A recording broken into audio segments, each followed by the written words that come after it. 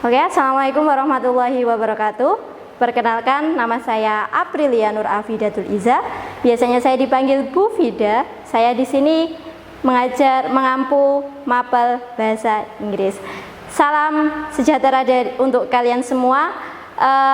Di sini saya akan menyampaikan materi MPLS yang berjudul Penumbuhan Akhlak dan Karakter. Nah, sebelum mengawali materi kali ini, mari kita berdoa bersama-sama agar materi kita ke depan berjalan dengan lancar. Amin. Berdoa dipersilahkan. Oke, berdoa selesai. Selamat siang anak-anakku yang berada di rumah yang telah melaksanakan MPLS dari rumah. Di sini saya akan membahas sedikit tentang penumbuhan akhlak dan karakter. Oke, selanjutnya di sini saya akan menjelaskan tentang definisi karakter dan akhlak secara umum. Karakter adalah sebuah watak, sifat dasar yang khas atau kualitas yang terus-menerus akan kekal yang dapat dijadikan untuk mengidentifikasi pribadi seseorang. Jadi karakter itu sudah melekat pada diri seseorang dan itu bisa dijadikan untuk salah satu cara mengidentifikasi bagaimana orang tersebut. Oke, yang kedua yakni akhlak. Akhlak adalah sesuatu yang melekat dalam jiwa seseorang dan mendorongnya untuk melakukan sesuatu perbuatan tanpa harus berpikir terlebih dahulu. Jadi kegiatan ini dilaksanakan secara spontanitas yang kita lakukan. Itu merupakan sebuah akhlak. Dan akhlak tersebut adalah sifat manusia dalam bergaul dengan sesamanya. Ada yang terpuji pun ada yang tercela. Oke, di sini kita akan membahas tentang akhlak terlebih dahulu, yakni akhlak dibagi menjadi dua. Yang pertama ada akhlak terpuji dan akhlak tercela. Ini mungkin sudah kalian pahami atau kalian sudah sering mendengar kalimat tentang ini, mungkin dari sekolah dasar sampai sekolah menengah pertama, dan sekarang kita pun bertemu lagi tentang akhlak terpuji dan akhlak tercela. Nah, bisa kalian lihat akhlak terpuji. Akhlak terpuji adalah tingkah laku yang baik dan sesuai dengan akal sehat dan ketentuan syariat. Di sini akhlak terpuji dibagi menjadi dua lagi. Ada yang bersumber dari agama. Kalau dari agama pasti dari Al-Quran dan hadis. Kemudian yang kedua bersumber dari tradisi atau adat kebiasaan dari lingkungan kita masing-masing. Kemudian yang kedua, akhlak tercela. Akhlak tercela di sini adalah biasa disebut dengan akhlakul madmumah, yaitu golongan akhlak atau tindakan buruk yang harus dihindari oleh setiap manusia. Akhlak madmumah ini juga harus dijauhi karena dapat mendatangkan mudarat bagi diri sendiri maupun orang lain. Nah, di sini kita pasti sudah mengetahui contoh-contoh dari akhlak terpuji maupun tercela. Akhlak terpuji, contohnya berkata jujur, dapat dipercaya, sabar, tawakal, dan lain-lain. Tentunya kalian sudah mempelajari contoh-contoh dari akhlak terpuji tersebut di kehidupan sehari-hari. Untuk yang akhlak tercela, ini sebuah perbuatan yang kurang baik. Tentunya harus dihindari oleh kalian, apalagi kalian masih anak-anak. Selanjutnya, di sini kita akan membahas tentang pendidikan karakter.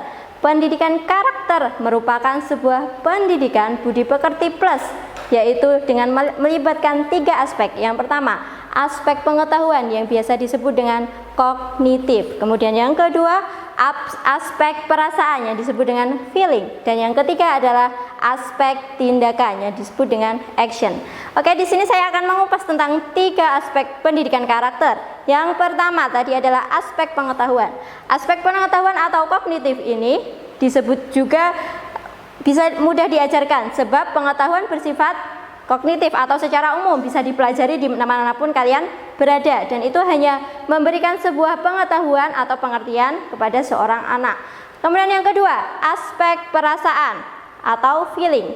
Setelah mengetahui di aspek pengetahuan tadi, setelah mengetahui kognitif tadi, dibutuhkan harus ditumbuhkan sebuah feeling atau sebuah perasaan untuk mencintai kegiatan tersebut. Maksudnya untuk mencintai akhlak tersebut bagaimana? Yakni bagaimana merasakan dan mencintai kebajikan menjadi sebuah kekuatan yang bisa membuat orang senantiasa mau berbuat sesuatu kebaikan.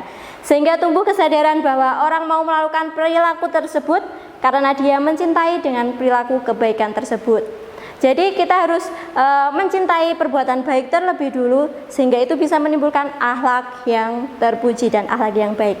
Kemudian aspek yang ketiga, yang terakhir, yakni aspek tindakan atau action. Setelah kita mencintai, setelah kita mengetahui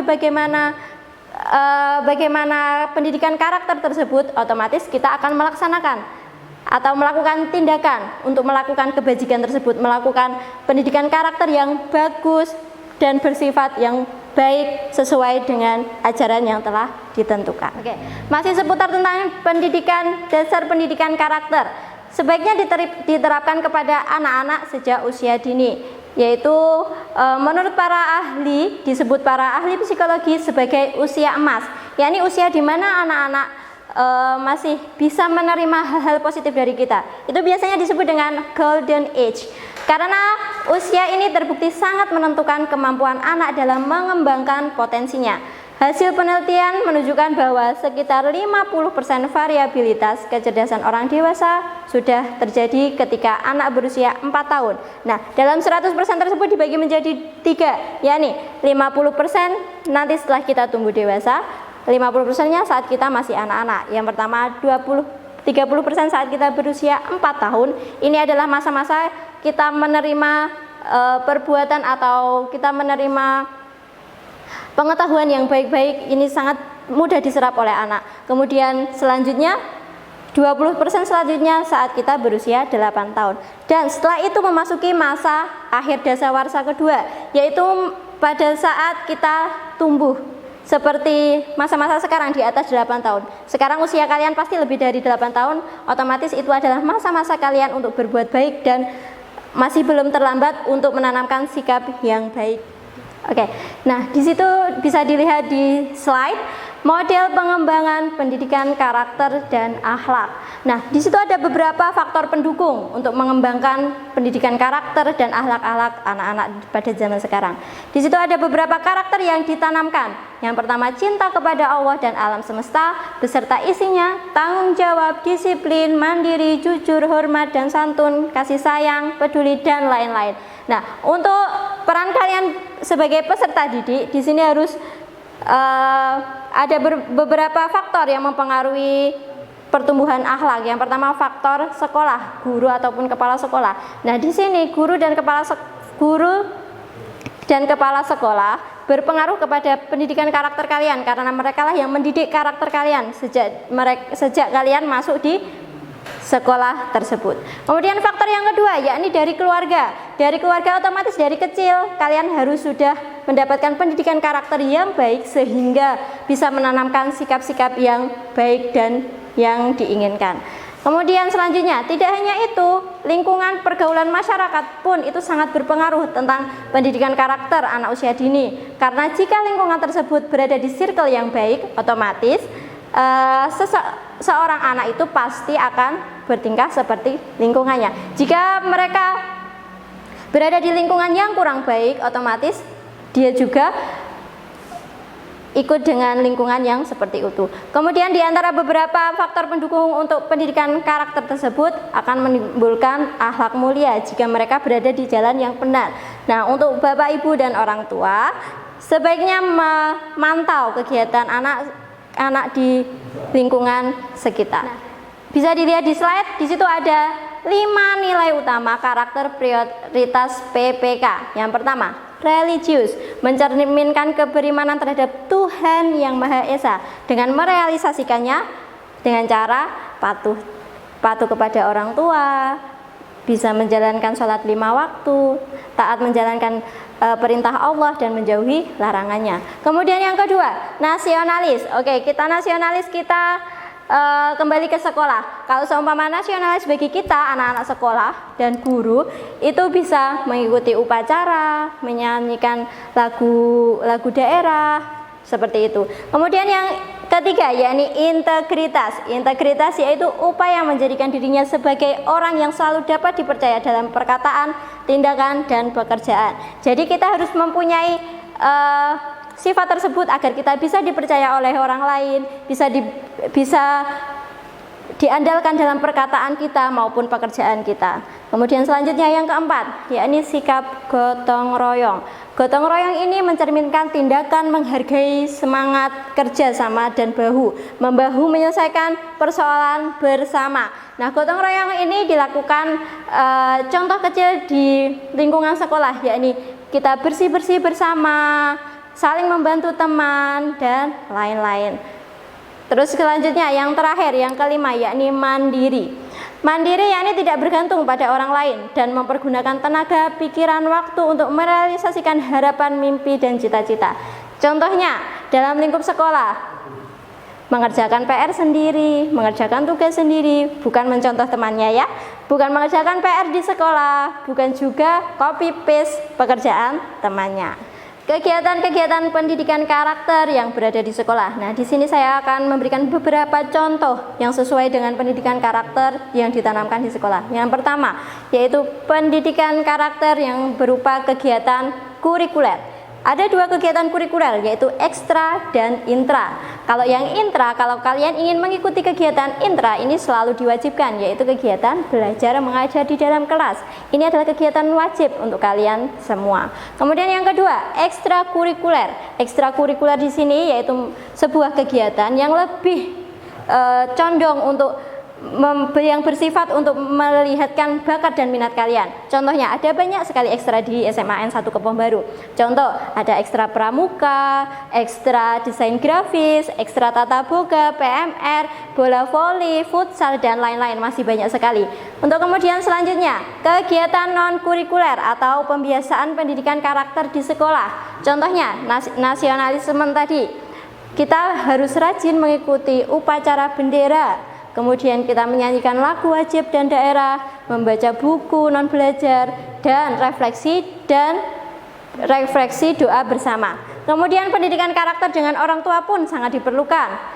Dilakukan Sabtu atau Minggu saat siswa-siswa berada di rumah. Itu kita harus melakukan pendekatan terhadap orang tua agar kita bisa memenuhi pendidikan karakter yang baik. Di sini saya akan menampilkan beberapa foto kegiatan pendidikan karakter yang ada di SMA N1 Kebon Baru.